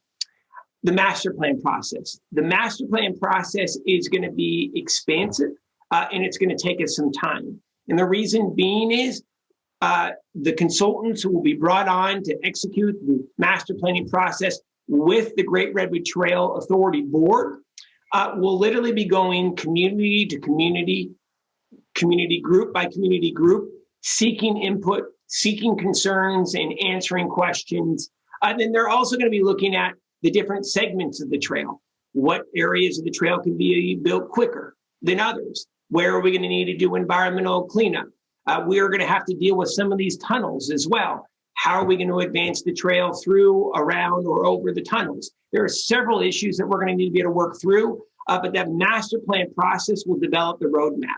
It's going to develop the roadmap for how much construction is going to cost. And I want to remind folks, out of the 175 miles from Willits all the way up to the Humboldt Bay, probably about 90 to 95% of that is going to be dirt or gravel on the railbank. So it's going to be relatively inexpensive. It's not going to look like the trail that's behind Emily. That is much more expensive. It's not going to be asphalt. Again, it's a backcountry trail going through the Eel River Canyon. And as you get closer and go through communities, you'll see a more compacted gravel or asphalt surface. But a lot of this trail is going to be relatively inexpensive to build because it's going to be a backcountry trail. Last piece is, how are we going to fund the master planning process? We firmly believe, and I don't want to get it out in front of my skis, but we firmly believe that we're going to have the dollars in this year's budget to move the master plan forward. This will be the most expansive master planning trails process that we've had on the North Coast for probably over a half century. And it's going to look at all aspects from the Mendocino Sonoma County line, all the way up into Humboldt County. And it's going to take a few years to complete. And you're most likely going to see different segments of the master plan process completed and released as we go along. So stay tuned, and we couldn't be more excited to be able to get these dollars secured and get this master planning process kicked off. And then we're going to need the community to be able to turn out for input. Una, did that answer the question? Yes, I think so. We have a next question for Hank. How is the Humboldt Bay Trail being designed as a railway trail to work alongside Timber Heritage Association speeder excursion trains? Thanks, Emily. So the county's project is to extend from the Eureka Slough area behind Target, and then along to the Brainerd Mill site, and then up towards the Breakout Industrial Park, and to connect to the southern end of Arcata's existing trail.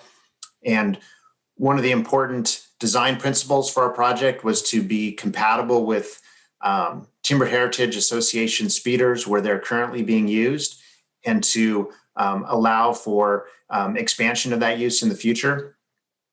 So our design does accommodate their existing speeder use where it's currently available based on the condition of the rail corridor. So that goes, our design will be compatible for speeder use over the Eureka Slough Bridge and then along the rail corridor down to the Brainerd Mill site.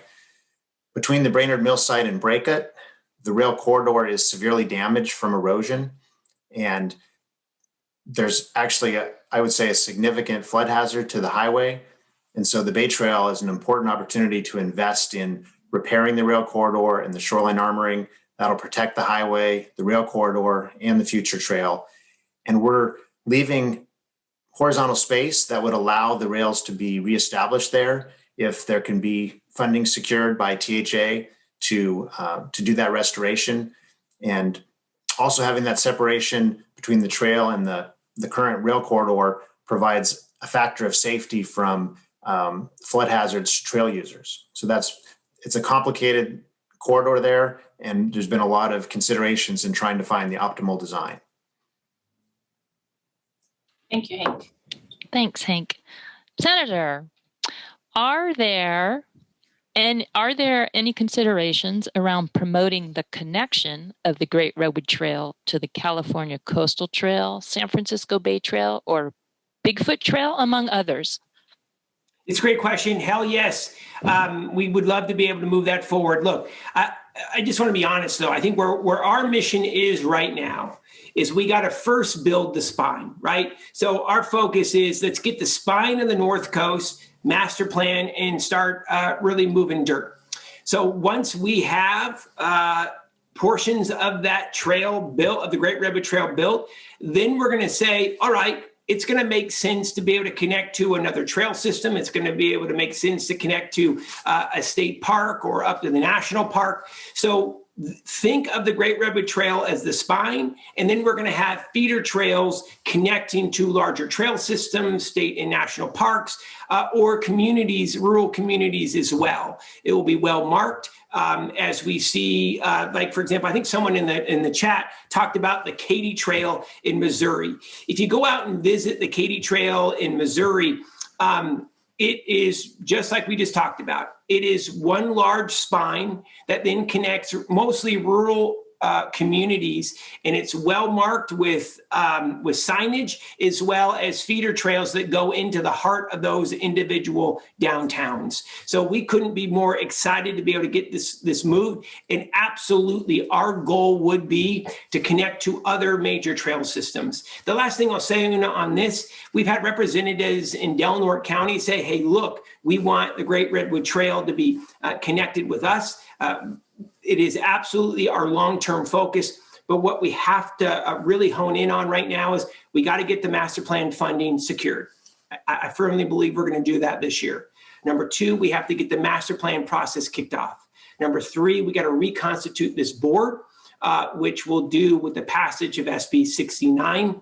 And then the last piece is we have to get trail construction dollars ready to go for the spine of the Great Redwood Trail. I really think that we are on a cusp. We're on a cusp of seeing hundreds of millions of dollars that will need to be moved in the next 24 to 36 months for the Great Redwood Trail and then other trails throughout the North Coast and, of course, throughout the Golden State in all corners. We are in a really great period, I think, for all of us, and we got to be able to seize this moment and to be able to move forward. Thank you, Senator. We had another similar, type of question that really is also probably speaking to your priority to really focus on the spine, the main network of the Great Redwood Trail. But a question around if the Great Redwood Trail Authority would kind of help coordinate access and complete streets connections from communities and neighborhoods to the trail itself. And so one thought that I definitely, have seen is that people are interested in being able to access these main trails just from their house and from walking or biking or whatever mode of transportation.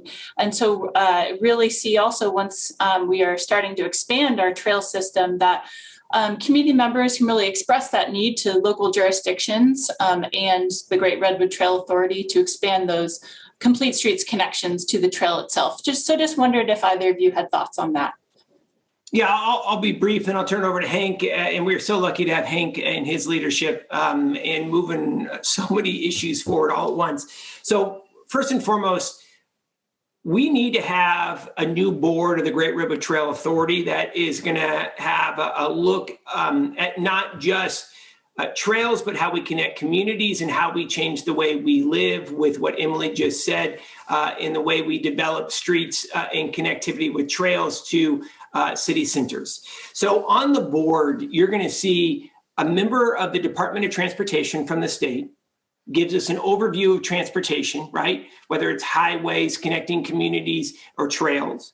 We're going to have an individual from the Department of Natural Resources. And then we want to be able to have an at-large member of the public to be able to sit on.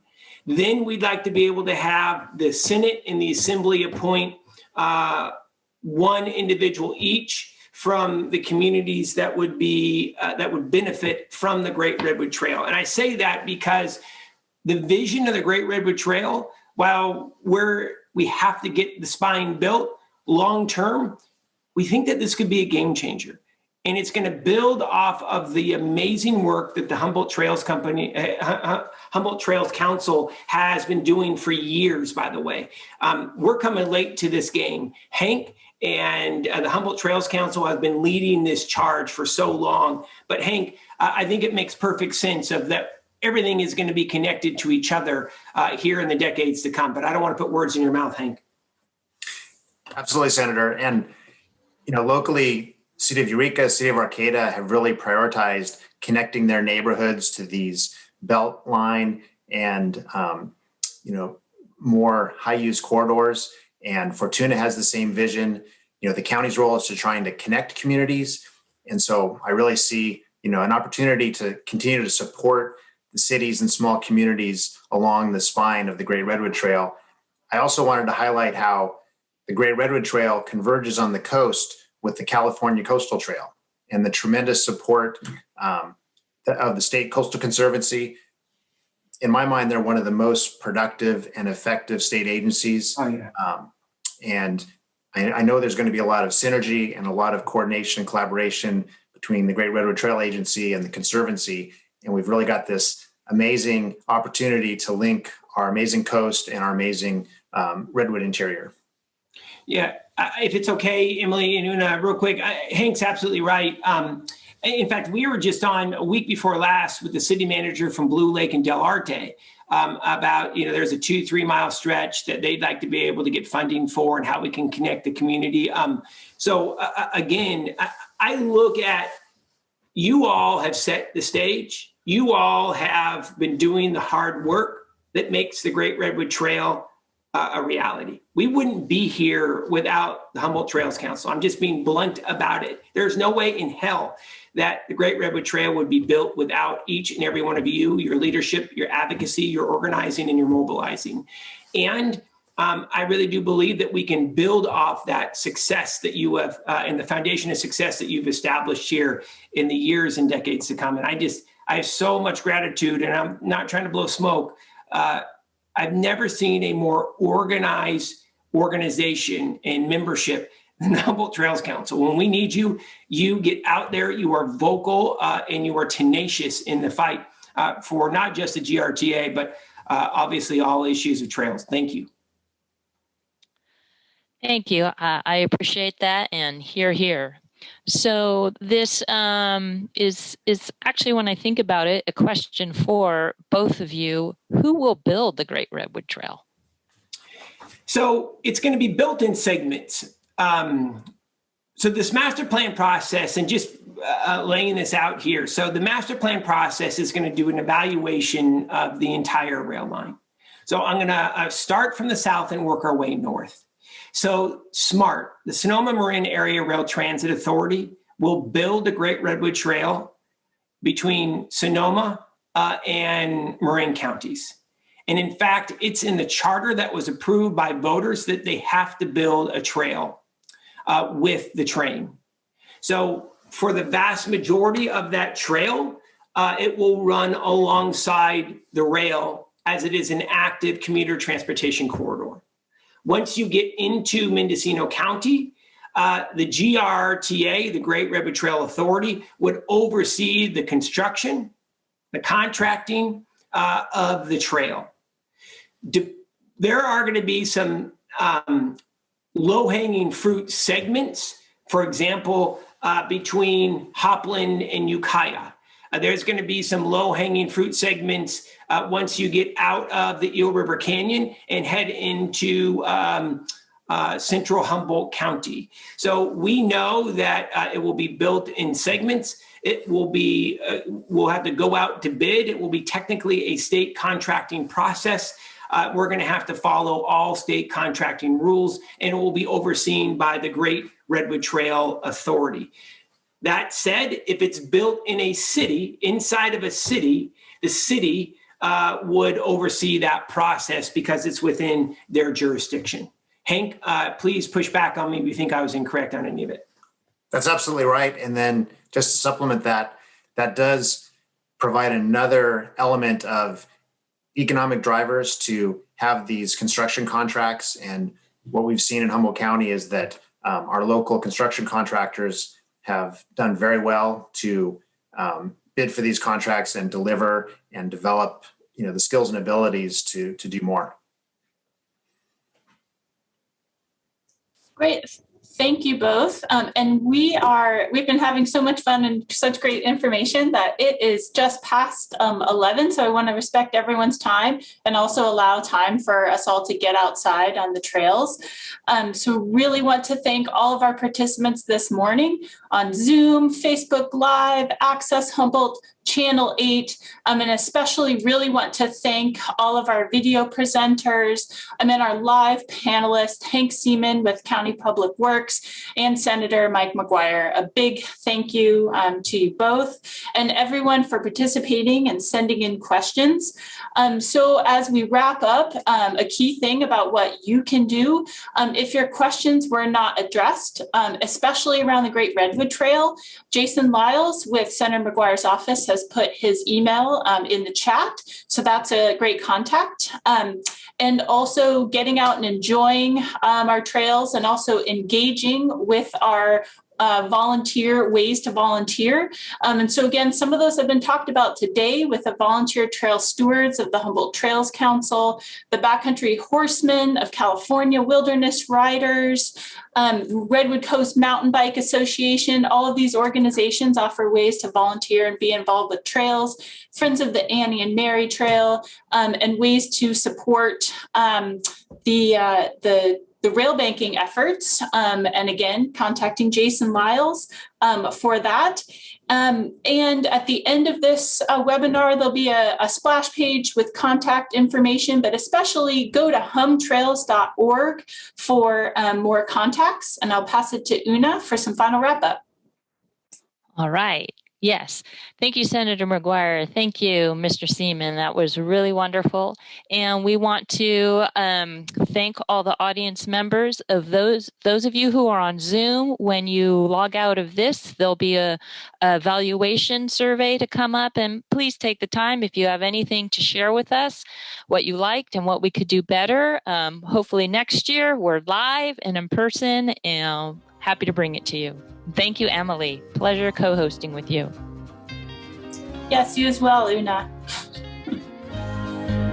Thanks all.